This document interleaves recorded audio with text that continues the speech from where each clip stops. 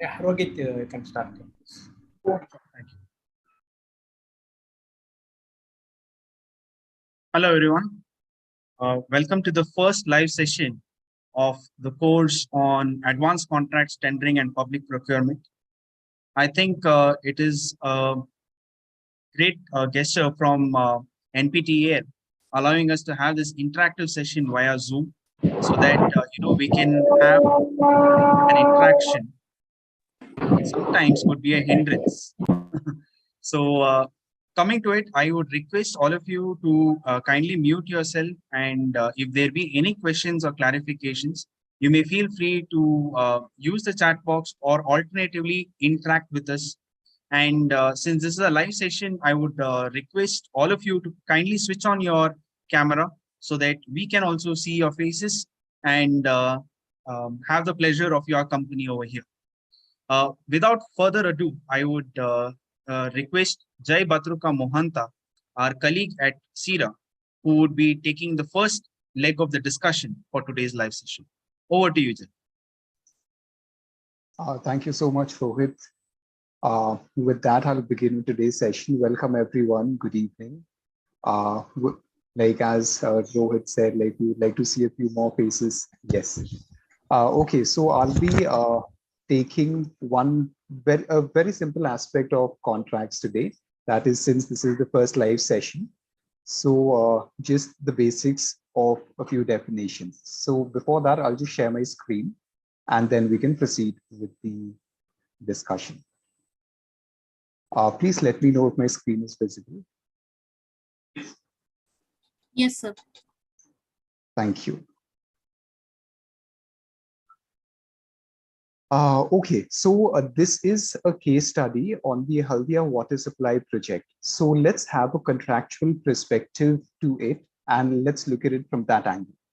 But before that, there's a small story that I would like to begin with.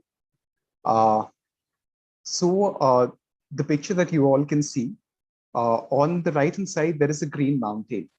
So before giving any background— Jay, your slides are not moving. Okay. Is it moving now? Is it visible? No, it is No, not. No. I'll just do it once again.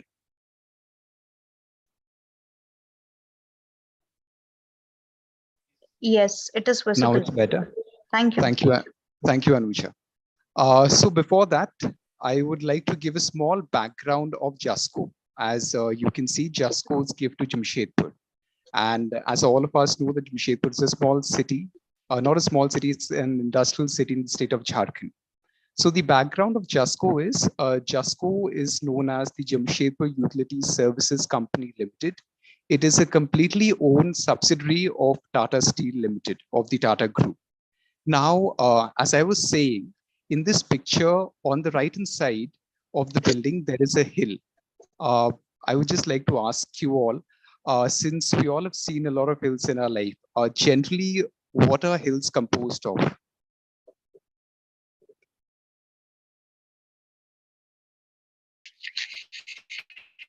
Any answers? What are hills made of? Repeat again, please. Repeat again, please. Sorry? Please repeat again, please. What are hill composed of? Like, what is the material that actually forms a hill, a natural hill?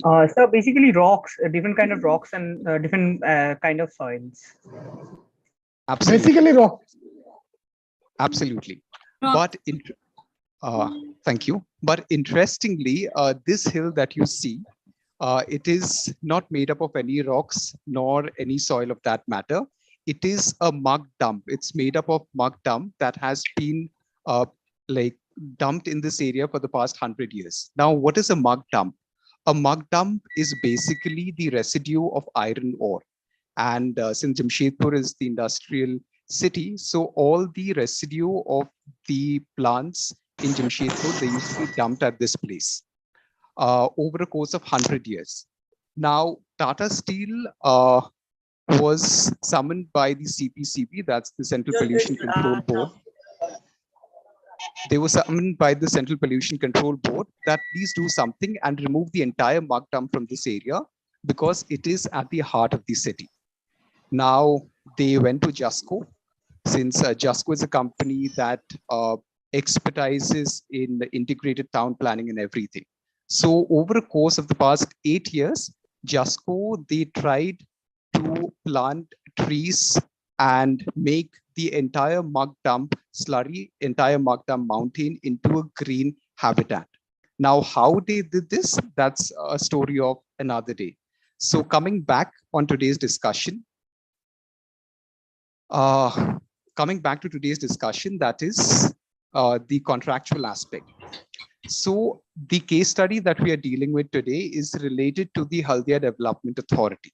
So Haldia Development Authority is a statutory authority constituted under the West Bengal Town and Country Planning and Development Act, which is a government entity.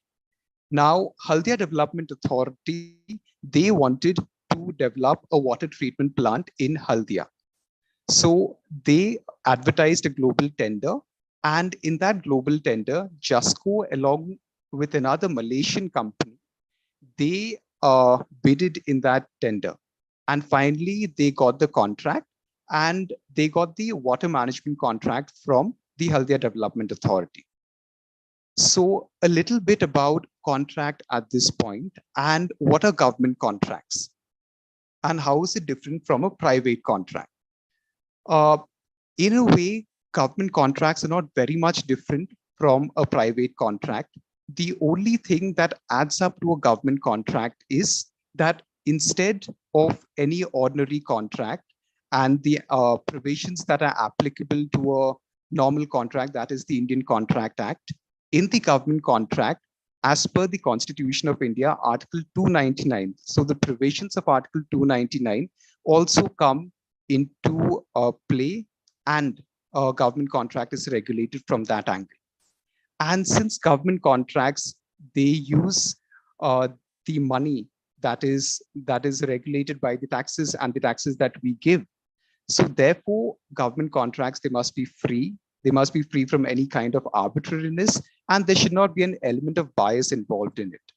Now, in this current contract, it was a PPP contract that was entered between the government entity, that is the Haldia Development Authority, and JUSCO, along with its another company, that's the Malaysian company. Now, the bidder, that is JUSCO, was required to invest a sum of 100 crores in this project for the creation of various water facilities. And the bidder was allowed to sell water and collect revenue against the sale of water. And the water tariff used to be finalized by JUSCO, but then it had to be approved by the Haldia Development Authority. So at this point, let's note a few things generally about the contractual aspect.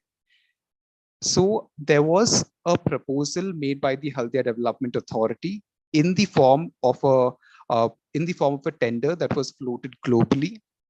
Now, this proposal was accepted by JUSCO and FRAND. So there was a proposal in this case, and then there was an acceptance to this proposal.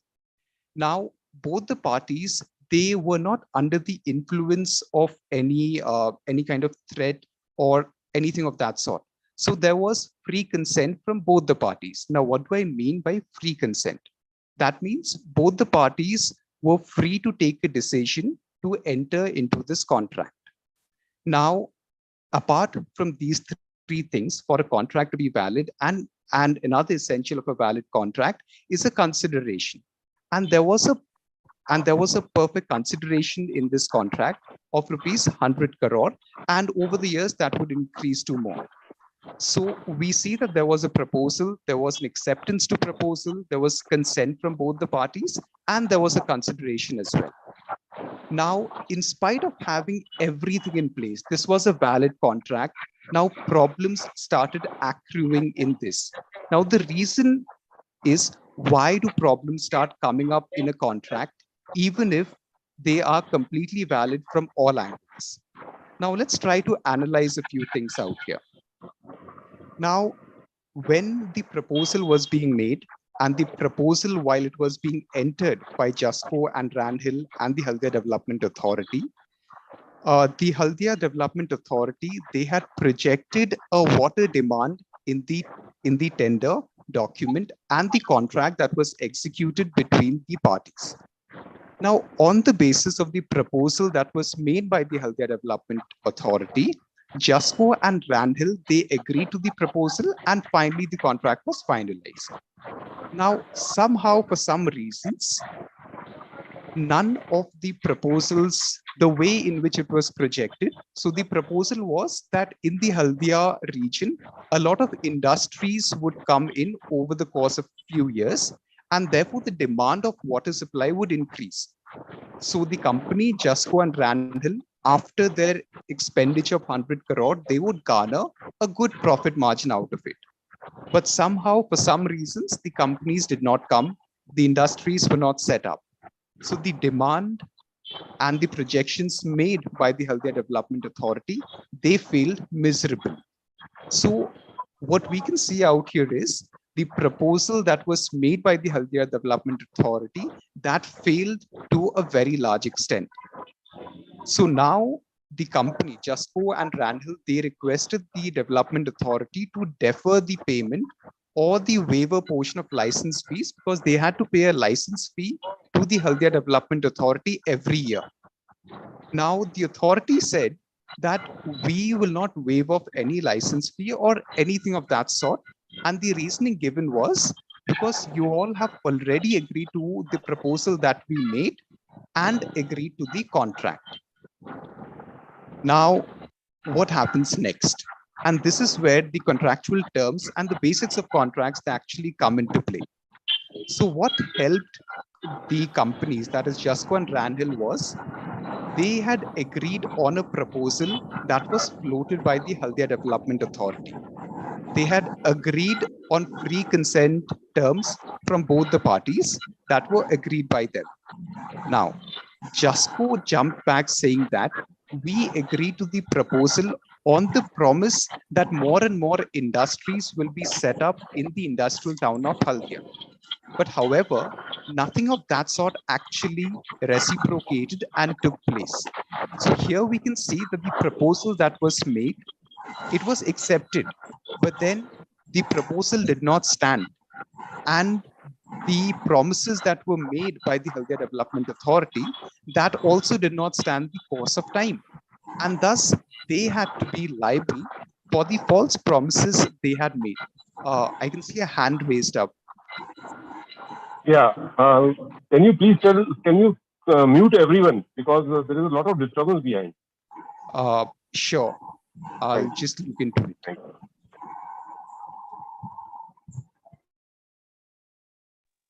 Yeah, fine. Correct. Second.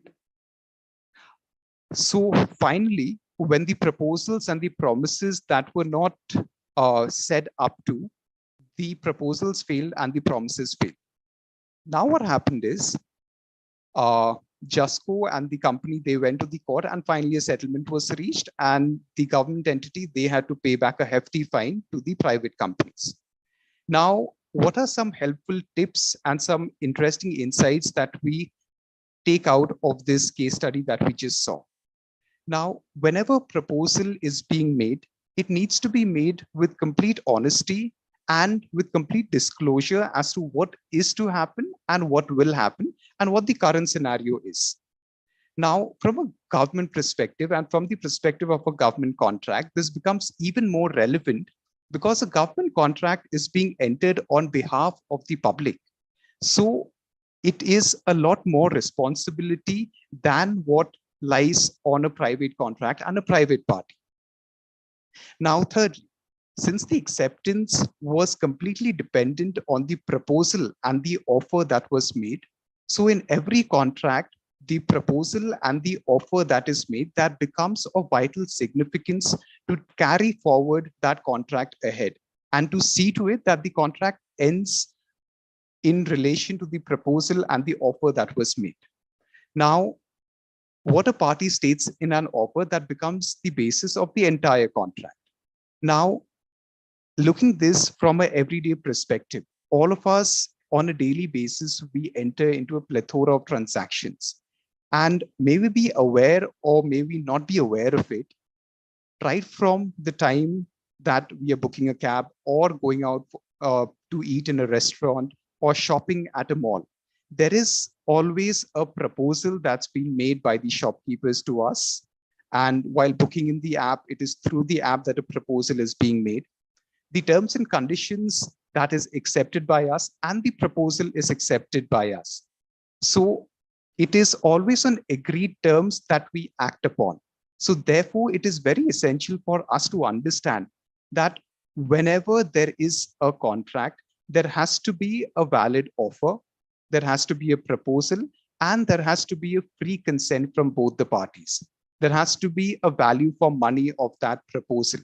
And when this happens, a proper contract is formed and it takes its shape.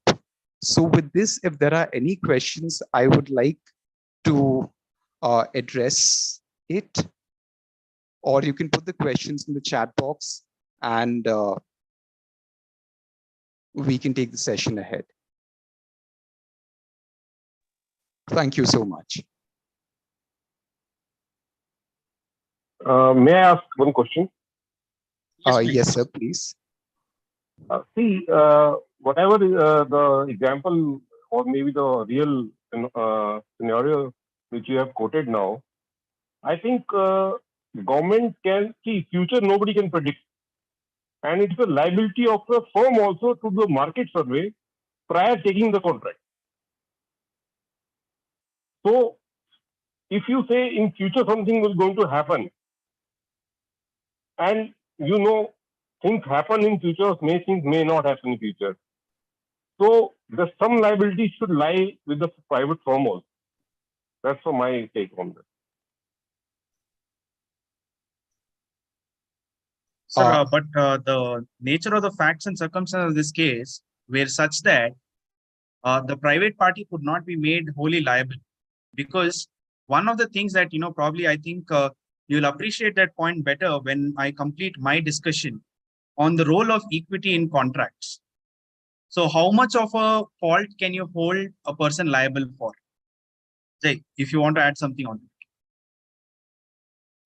No, just one very small aspect, that is when a contract is being entered, so promises are being made from both sides. So both the parties, they carry out their due diligence. That will be dealt in the session further ahead. But then when certain promises that is very vital to a contract is not being met, so one party who has made that promise, and upon that basis and upon that promise, the entire contract is lying. So when that is not fulfilled, so of course there has to be some kind of liability. That's it. You can take it ahead. Pratyanik, you raised your hand. Yeah, so I have this question that twofold question basically. The first is that the industry is not coming to Haldia. Can't we consider this to be something like a moment of frustration in the contract? Because the contract was built on this contingency that the industries will be coming to Haldia and thus this will be happening. So can we have an argument that this was a moment of frustration of the contract?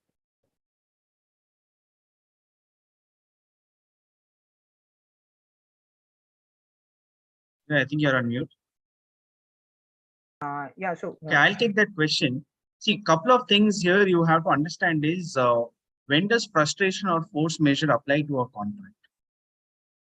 Okay, so that is one of the foremost things that I think you need to understand. Now, unless there is a particular, kind of a transparency in the contractual process. Okay, so frustration or force measure are two different things. So force measure are based on your private actions which vitiate the contract.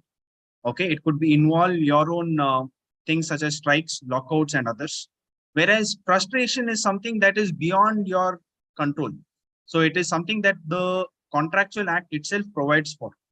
Now, the doctrine of frustration is something that you would have to look at it from a larger perspective.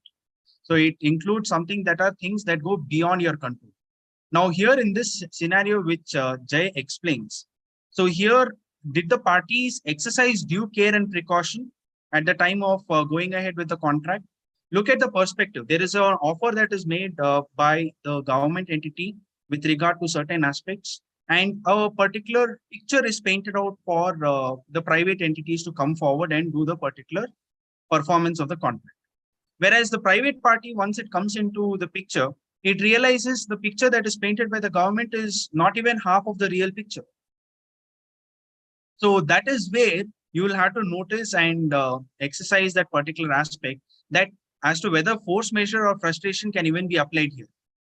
I'm afraid not. So that is the particular submission. Saravana? No, let me just come in here. Rohit and Jay, if you Yes. permit me. Yeah, first of all, please understand the distinction between contractual formation and contractual performance. Please don't confuse these. It's very important, in most cases of government contracts or any other contract, people don't distinguish the different stages of contract, and we mix and match. Formation of a contract and promises at the time of formation are different. Okay. There could be performances. Now, after Section 38 of the Indian Contract Act, you have performance obligations. Performance obligations are entirely different than the formation obligations.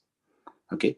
So Jay is speaking about the formation obligations. Now, when formation obligations come in, there are representations, right? The representations are made to invite bids, invite offers, invite proposals.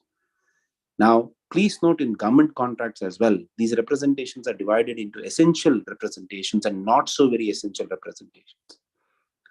People in the group who may be working for the government will understand essential conditions of tender and not so very essential conditions of tender. Now, essential conditions of tender are non-compromisable. Not so essential conditions are variable, right? This is something that you have to critically note. Now, if government does not make a distinction, then the courts will read what is so essential and what is not so essential. Please note, formation of a contract is different from performance of a contract. What is performance is different from breach of contract, right? The obligations at breach are entirely different as well. So don't mix and match a principle of performance with the principle of formation. Jay, over to you. I think Saravana, you have a question? Yes, sir. In my understanding, demand or the forecasting is considered as an estimate, correct? Estimate of what is would be the future orders or future, demand or forecasting like that. So, in our understanding, estimate has no legal standing. In that point. Sorry, Sarvanan, let me correct you straightforward there. Anything that is published in a tender document is binding. Oh. So your understanding of estimation as being non-binding is inappropriate. Okay. Whatever is published yes, from the side of government is binding on the government. You cannot publish and mislead. You cannot print and mislead. So the tender document publications, every word of it counts. Okay. That is the basis on which the offer is invited. So when there is an offer which is based on invitation to offer, everything in the invitation is binding. Right. Okay. Jay, over to you. Okay. Yes. Thank you. So any further questions? No, I think we'll complete Jay's presentation. Questions Yes. can come a little later because I think we have to honor the time as well. The questions can come in the chat box, Rohit. Jay, are you done? Yes, I'm done. You can carry it forward. Sure. Thank you.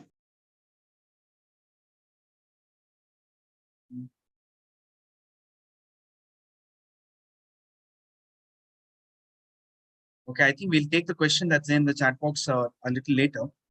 We'll just move on to the second leg of the session.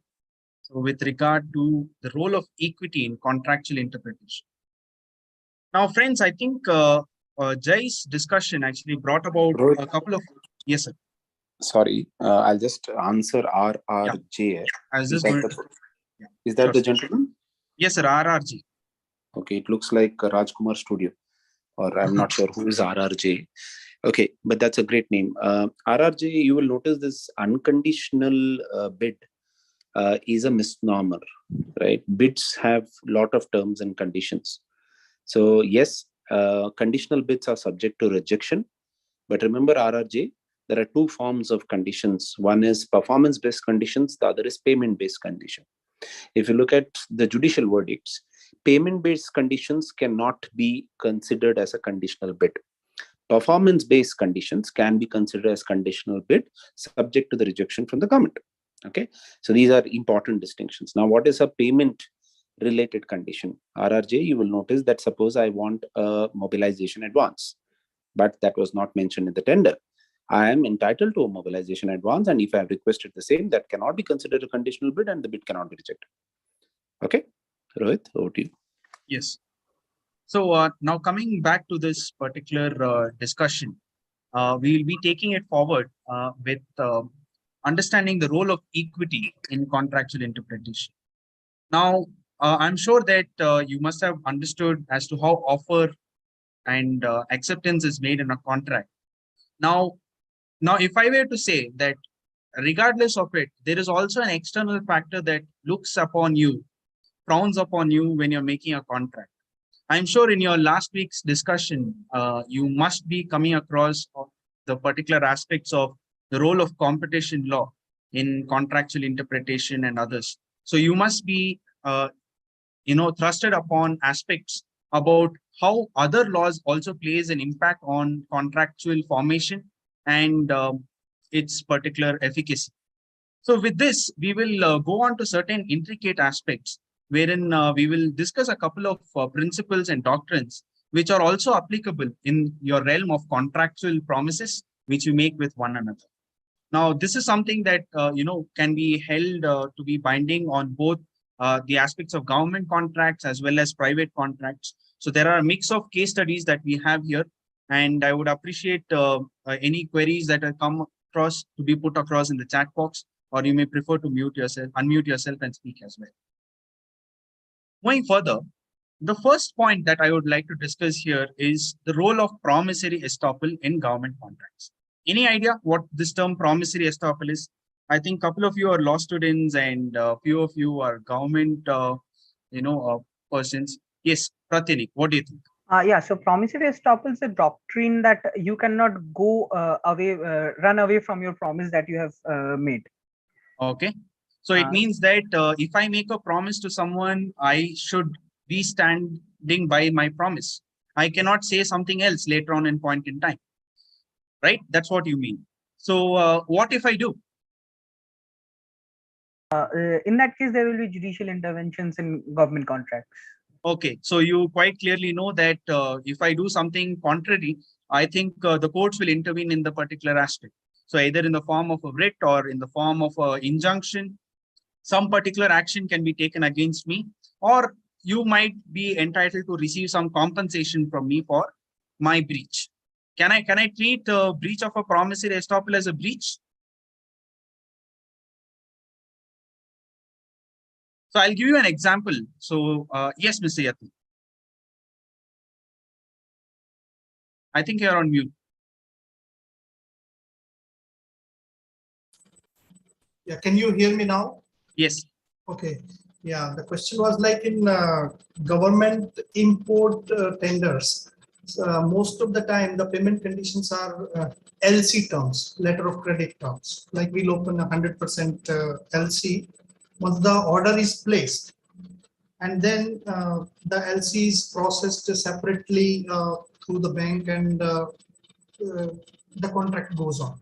Suppose if sometimes, and it has happened actually, and meanwhile what happens is sometimes there is all of a sudden budgetary cut is imposed, and then while the order has been placed, but the LC cannot be processed.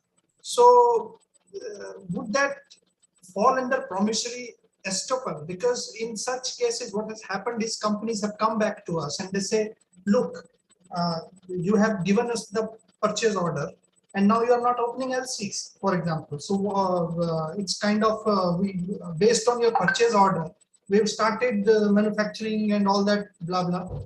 So what the stand I have taken there in some time actually is that, look, you were supposed to have started everything after you were given LC.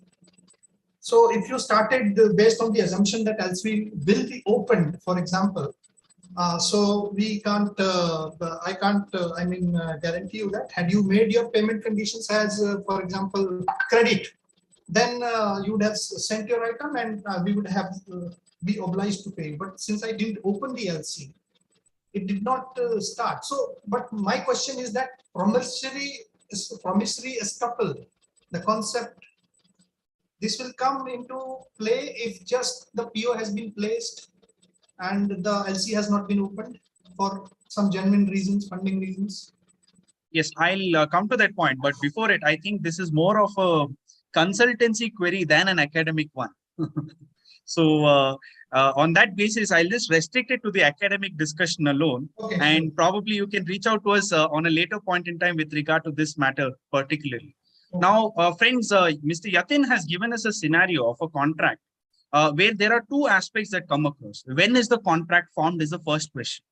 Is it at the time of grant or issuance of purchase order, or is it at the time of opening of your letter of credit? So this is a particular aspect which is the first question and foremost question to be answered. Now, in respect of that, so if you're able to answer these two questions, you will quite clearly know as to when the contract is formed. So I think for that, your answer lies clearly within the contract itself. And in case it is silent, then it is a point, of question which has to be determined mutually, because you have left open to a Pandora's box. And without going further across into it, with hope I've answered your question, Mr. Yatin. Yeah. So, Yeah. yes. So going forward, I have a small discussion here, which is with regard to instance, which helps you understand what do you understand by the aspect of promissory estoppels.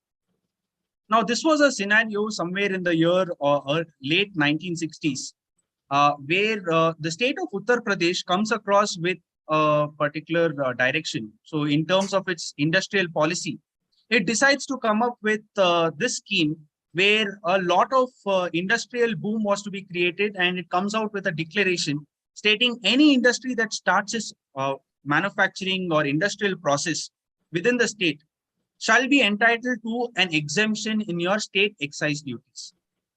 So this was a declaration that was given, and this exemption was valid for a period of 3 years from the date of commencement of your business. Now, it so happens that through this newspaper advertisement, a lot of expression of interest was called for, and several industrialists decided that let us go ahead and start our business in the state of Uttar Pradesh.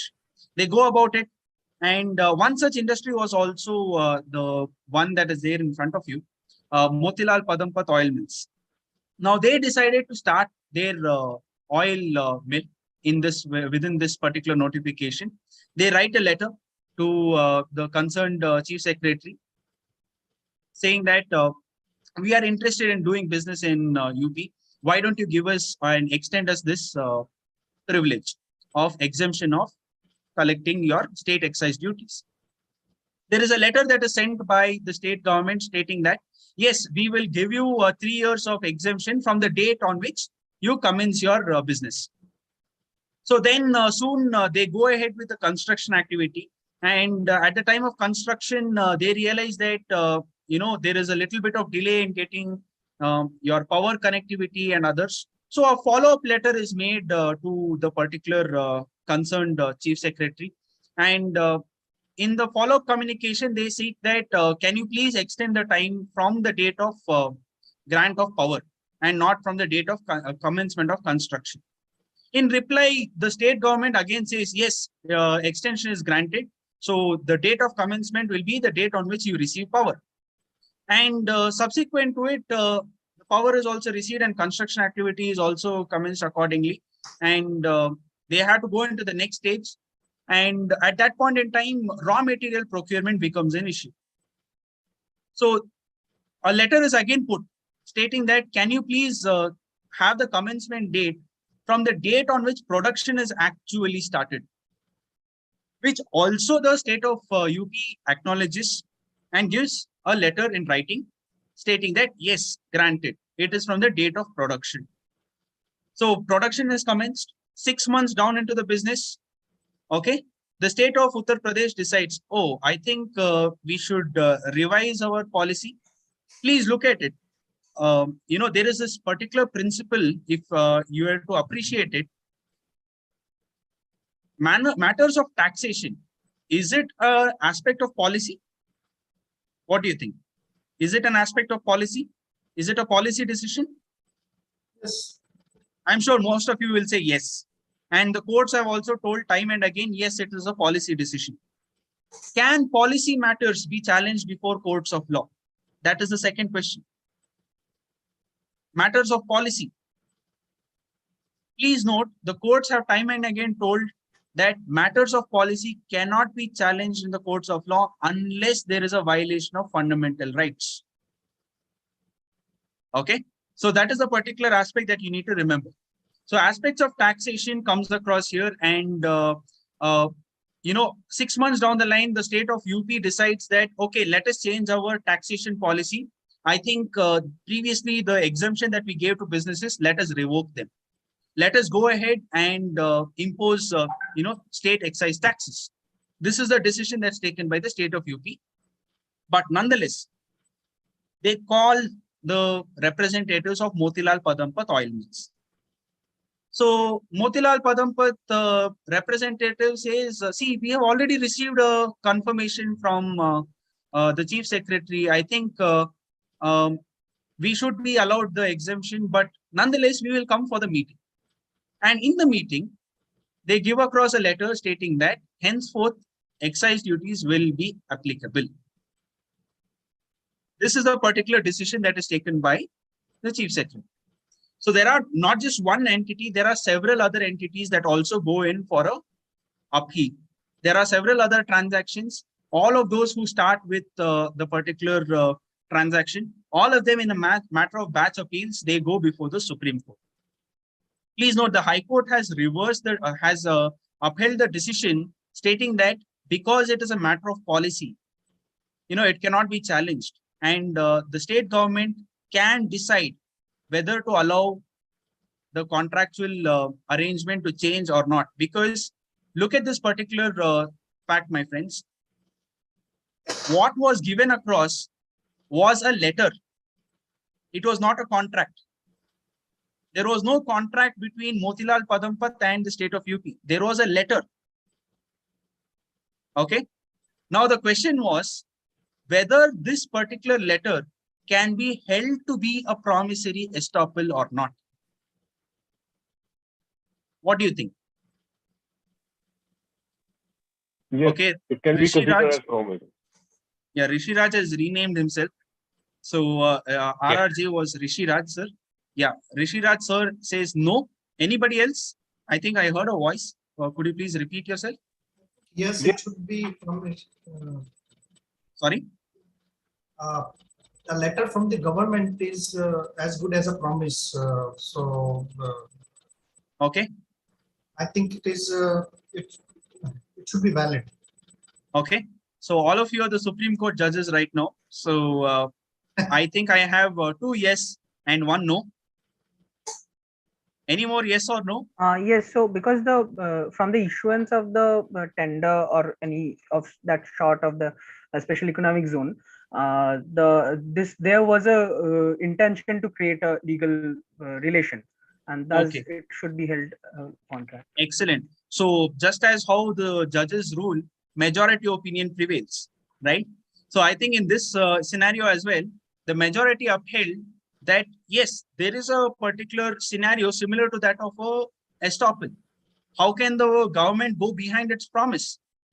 It has to, uphold its promise, because on multiple occasions, one of the reasons why I gave you this clear instance of this case was not once, there were 4 instances in which, Motilal Padampat oil mills was assured by the government that they are entitled to the particular exemption.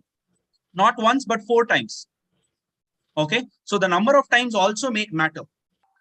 So despite giving across several assurances, once the business was commenced, okay, the state government got what it wanted. It wanted to create employment opportunities. It wanted to create investment.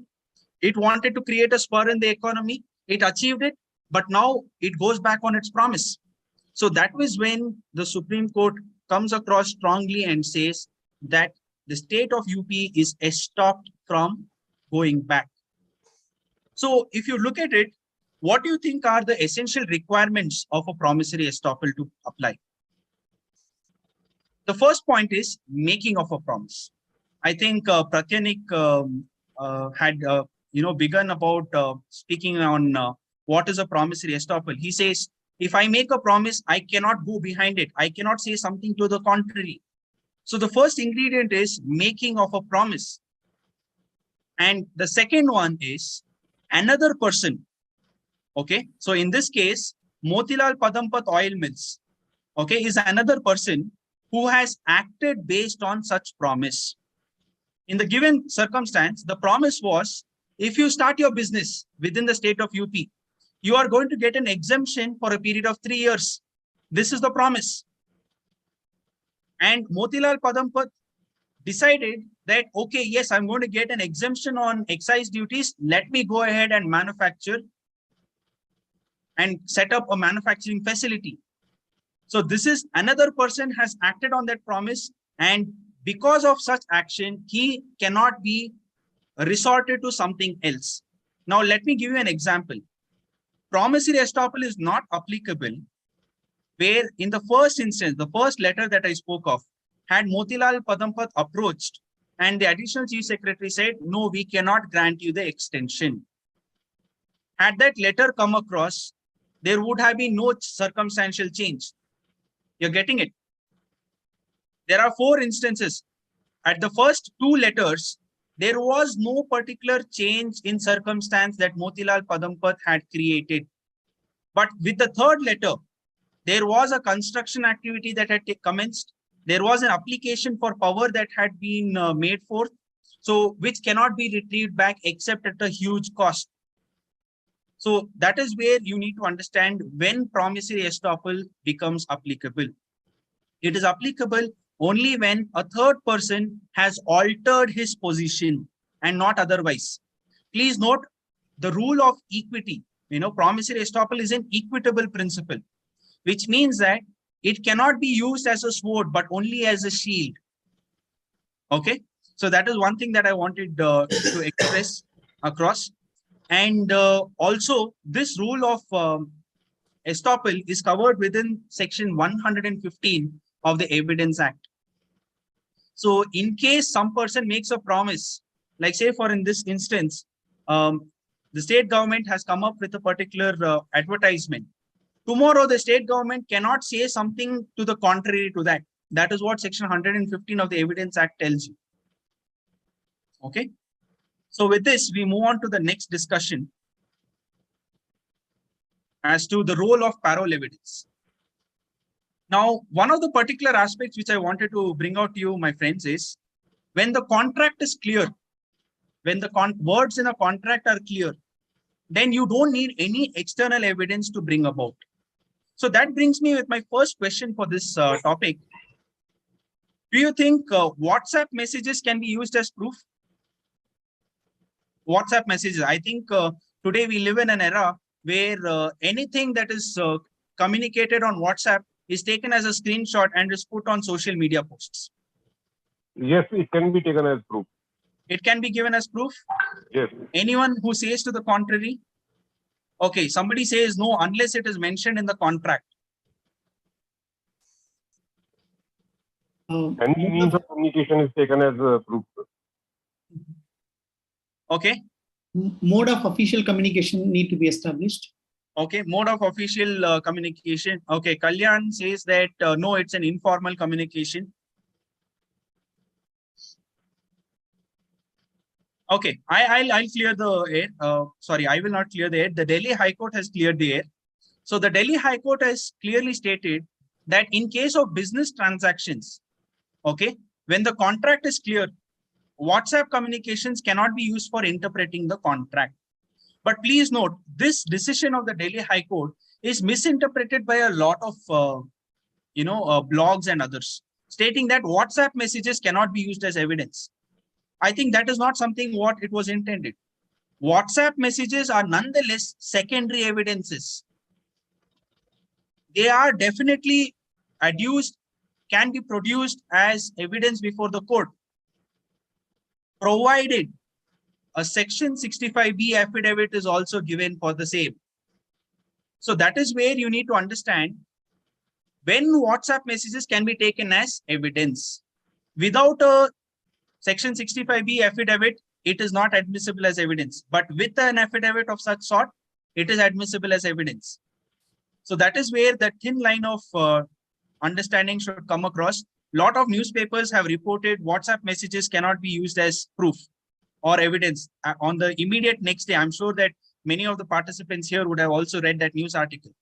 So based on that, let me tell you when in those circumstances can it be used in contractual scenarios. Please note, this is called the rule of parole evidence. Okay, so parole evidence means that generally a contract is a law by itself.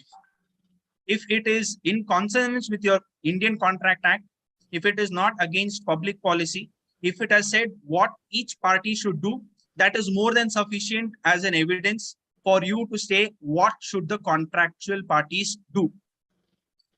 So WhatsApp message, it is outside the contract. So when can it be used? That is where the parole evidence comes. Okay, something beyond the contract. So the examples are here as follows. Okay, so this is something that the Evidence Act itself provides for you under section 92. It says any fact that will invalidate the document. Okay, now like say for instance, the contract is executed with your forged signatures. Now, if this fact is proved by means of a WhatsApp communication, yes, you can make use of an evidence outside the contract. Proof of alibi. You were never there in the city at that point in time when the contract was signed. Now, these are aspects that you can definitely prove which are beyond the contractual terms. Second, existence of a separate oral agreement. Okay, when the document is silent. Please note, my friends, the Delhi High Court's decision on WhatsApp as evidence was when the contract provided for something to the contrary. The contract was not silent, my friends. And as such, WhatsApp evidence in those circumstances is not admissible. But let us say if the contract was silent on the performance conditions, and those circumstances, an email or a WhatsApp communication or even a text message can be used as evidence. Yeah. So existence of a separate oral agreement which speaks about any obligation under such disposition. So in those circumstances also it can be used as an additional evidence. Okay. Any subsequent agreements as well. Like say for instance, they decide on particular communication stating that let us rescind the contract. I think we should get into a negotiation with a new contract. So novation of agreement is to take place. In those circumstances also, you can use external things other than the contract itself. So formal, informal communication does not make a difference. Communication is what it requires. Please note, nowhere in the aspect of communication of acceptance or communication of offer, there is a difference between formal and informal. What is necessary is that you have communicated to the person and the person has received such communication. That is what the test lies. Okay, not whether it is formal, whether you speak it in English, whether you speak it in Hindi, provided the other person understands that language also. Yeah, so this is what is required. So please look into that point. And these are the other particular aspects where, the rule of parole evidence, that is, when can you bring about certain considerations or parameters beyond the terms of the contract for interpreting. Now, with that, we move on to a few questions that I would like to discuss before we wind up for today's live session. The first point is, can a contract be unfair, unreasonable, and discriminatory? Yes. What do you think? Yes. Yes. Good evening, sir. Yeah, good evening. Section 2 clause H of the Indian Contract Act 87 also deals with the definition of the contract. In this aspect, the certain elements, that is coercion, undue influence, misrepresentation, fraud, unlawful consideration, and that are the violations of the contract. I agree. Have I used any of those terms here? I have not used unlawful. That is not. I use unfair, unreasonable, discriminatory. Yes, sir. What do you think? Pratinik, yes, you raised your hand. Yes, sir. So in this thing, I guess a contract can be unfair, unreasonable, or discriminatory when it's from a private party, let's say a company or a business enterprise. But taking into consideration the Central England Authority versus Bojanath Ganguly, if something of an unconscionable term is there in a contract, it will be held against the Article 14 of Indian Constitution, and thus will be against public policy. Correct. Much rightly put across. Yes, Ahojaji. Sir, I think government contracts are mostly unreasonable because they don't listen to the private people. So I think the contract is there and can be unreasonable in many ways because government is themselves want what they want. They don't look at the people what they can give or not. But I think government contracts are mostly but on that note, I would like to bring that when you know that a particular clause is say unreasonable or it is not something that you can implement, why do you tender? Why do you apply as a bid for it? Sir, actually I'm in defense only. So that's why I see we have got a fixed format. So the format is governed by the government rules. There are many things which we or other people cannot change. We also find that this is not reasonable. Correct. So I think in government context, many things are unreasonable. Okay. Take a note of. I'll just move further. Please note, in most circumstances, a contract can be unfair, unreasonable, and discriminatory. In most circumstances, I'm underlining that. But in a few circumstances, like the case that Pratyanik mentioned, okay, and in certain other instances, when you're dealing with the government, and few other instances as well, a contract cannot be such. Okay, what are they?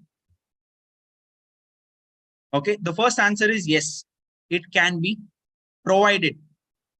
Okay, it is between parties of equal footing. Parties in pari delicto is the terminology that you use. Okay, if two parties are equal, Maggie, anyone's purchased Maggie over the counter from a shop, from a retail shop, how much did you pay for it? Any idea? 12 rupees. 12. किसी ने 1 रुपए में खरीदा? No, sir. 1 rupee for Maggie. 1 rupee. I think during the tough times the Maggie had, I think it was sold for 1 rupee also. No. Please, I'm not speaking about that. I'm not speaking about that times. So I'm just asking you an instance. The transactions that happen within the boardroom between Nestle and, let us say, more Nestle and Reliance Fresh. Do you think they also pay 12 rupees? No, so that is where I'm trying to explain to you and bring to your points, friends. But don't you think that it is unreasonable for Nestle to sell it at a lesser price? Don't you think that it is unfair? Arey, my customer is purchasing it from me at 12 rupees. How can I sell it to you at 2 rupees or 1 rupee? So that is where you need to look at it, that as long as parties are on equal footing, okay, it can be executed, it can be said to be valid, even though it is looks to be unfair, looks to be unreasonable, looks to be discriminatory.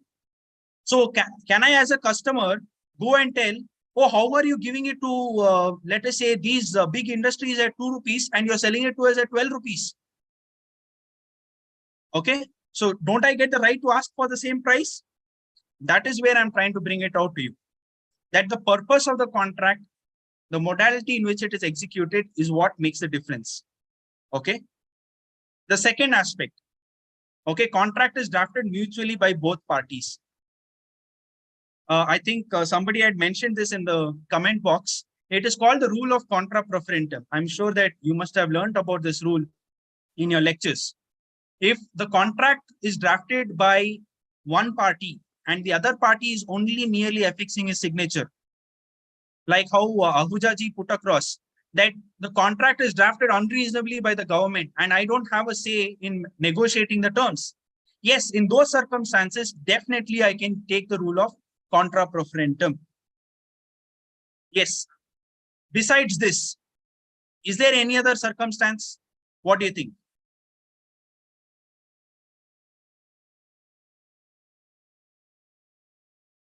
Do you want to make friendship?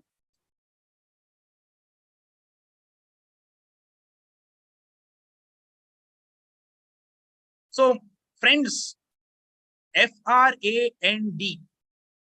Any idea what it is? F stands for fair, R stands for reasonable, and non-discriminatory. Now, this is an alien term that I'm bringing into the rule of contracts. That is what the Competition Commission also did while interpreting a particular contract. What is that contract? Now, I'm sure that, I'm not sure if you are all from the same generation or not, but anybody knows what CDMA mobiles are? CDMA, okay, somebody knows. Yes, yes. Yes, Ahuja ji knows, but I see a lot of young faces, so I was just wondering. So if you look at it, there are few aspects that are called standard essential patents, which are basic core elements for going ahead with a particular connectivity. Now, if you look at it, there was one company that had, you know, a superiority over all other mobile technology companies. It was, any idea, the logo? Reliance. Sorry? It was CDMA was with Reliance, I think. Yes, but they did not they got it from this person. Correct. Any idea? I'm sure your parents will know about this. So this was one of the first phones companies that, you know, Sony tied up with. It's called Ericsson. Ericsson. It's Yeah. Ericsson. Ericsson. Ericsson, So correct. Ericsson, yes, I think I'm hearing a voice. Ericsson. So Ericsson had a standard essential patent which allowed mobiles to, you know, get edge technology. Okay, now we are on 5G. Okay, world is speaking about 5G. I'm speaking about edge. Okay, so 2G se bhi pehle. Yeah, so that is the particular technology that I'm speaking about, and majority of your mobile manufacturers in India and abroad dependent upon this technology for getting into the contract. Okay, and for selling mobile phones. One such company was, any idea? What's the brand? Identify the brand. Micromax. Okay. So one such entity was Micromax. Okay. The contract was as such. Okay. Ericsson said, I will give you the technology to manufacture mobile phones so that you receive signal and you can make phone calls. Okay. But you have to give me 10% of the royalty on the selling price of your phone. Micromax was of the view, why should I give it to you on the selling price? I will give it to you on the cost of manufacture.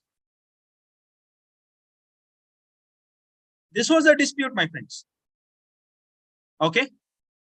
It said Ericsson and Sony have entered into a contractual venture where Sony is getting a better competition. And if such a clause is allowed, then I will be losing out on my profits. Whereas Sony and Ericsson, they had a tie-up. So Sony Ericsson was a mobile. Probably if you just Google search Sony Ericsson, you will probably see one of the coolest phones. Okay. or I don't know, you might not find it cool. I found it cool. Yeah. So you might find a couple of the coolest phones which I found to be cool. I rephrased myself. So Micromax's contention was this, that please do not allow this. I think this is unfair, unreasonable, and discriminatory what Ericsson is doing to me. Please relook into the contract. And that is where the Competition Commission, under Section 19 of the Competition Act of 2002, interpreted into this contract and brought in this aspect of friendship. Okay. Any contract that deals with standard essential patents has to be fair, reasonable, and non-discriminatory. So in case of special category of contracts, okay, so besides the rules that are there on the screen right now, even in case of special contracts, like that of your standard essential patents, a contract cannot be unfair or unreasonable or discriminatory. With this, I open the floor for any questions that we have. Yes, I think there's one in the chat box.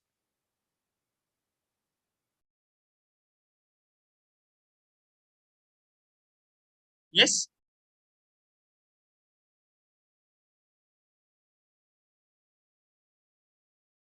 Can we have a few questions?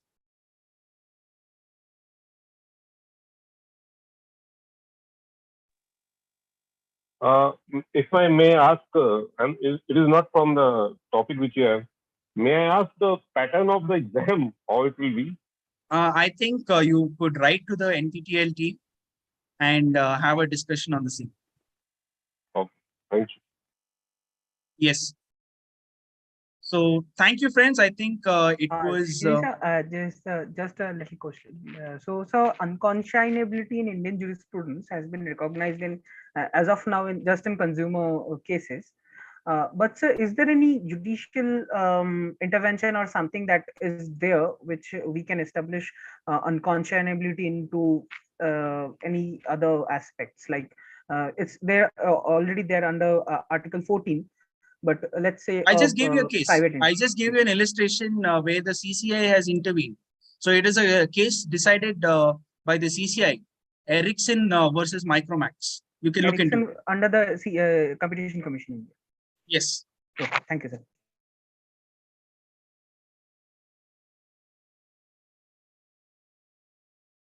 So with that, I think we'll conclude the session. So it was a pleasure interacting with you, all of you. Thank you. Thank you. Thank you very much. Thank you, everyone.